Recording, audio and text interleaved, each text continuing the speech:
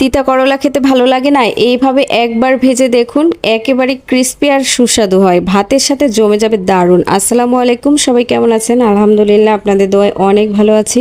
অনেকে তিতার জন্য করলা ভাজি খান না, আর ছোটরা তো খেতেই চায় না। ছোটদের কি বলবো, আমি তো করলা ভাজি দিয়ে ভাত খেতাম না তিতার জন্য, কিন্তু এখন এইভাবে রান্না করার পর থেকে আমার কাছে ভালো লাগে, এর জন্য আপনাদের মাঝেও শেয়ার করলাম। আশা করছি ভিডিওটি ভালো লাগবে।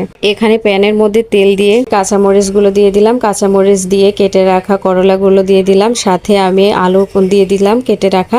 আমি আলু দিব, কিন্তু এখানে আলু দিলে আমার খেতে ভালো লাগে, পেঁয়াজ দিব না। পেঁয়াজ দিলে করলা ভাজিটা নরম নরম হয়ে যায়, আমার কাছে ভালো লাগে না। তারপরে পরিমাণ মতো লবণ দিয়ে দিলাম, জিরের গুঁড়ো দিয়ে দিলাম আর হলুদ গুঁড়ো দিয়ে দিলাম। এখন করলাটা ভালোভাবে নেড়ে চেড়ে ঢেকে ঢেকে সিদ্ধ করে নিব। এখানে পানি কিন্তু অ্যাড করা যাবে না, পানি অ্যাড করলে করলা ভাজি খেতে তিতা লাগবে। আরেকটা কথা বলতে ভুলে গিয়েছিলাম, করলা যখন কেটে নেবেন তখন কাটার আগে করলাটা ভালোভাবে ধুয়ে নেবেন। আর যদি মনে হয় যে কাটার পরে ধোয়া লাগবে, তাহলে ধুয়ে চেপে চেপে ভালোভাবে পানি ঝরিয়ে নেবেন। আর হ্যাঁ, অবশ্যই সময় নিয়ে ধৈর্য সহকারে করলা ভাজিটা নেড়ে চেড়ে রান্না করতে হবে। এই তো আমার করলা ভাজি রান্না শেষ। সবাই ভালো থাকবেন, সুস্থ থাকবেন, সবার জন্য শুভকামনা রইল। আল্লাহ হাফেজ।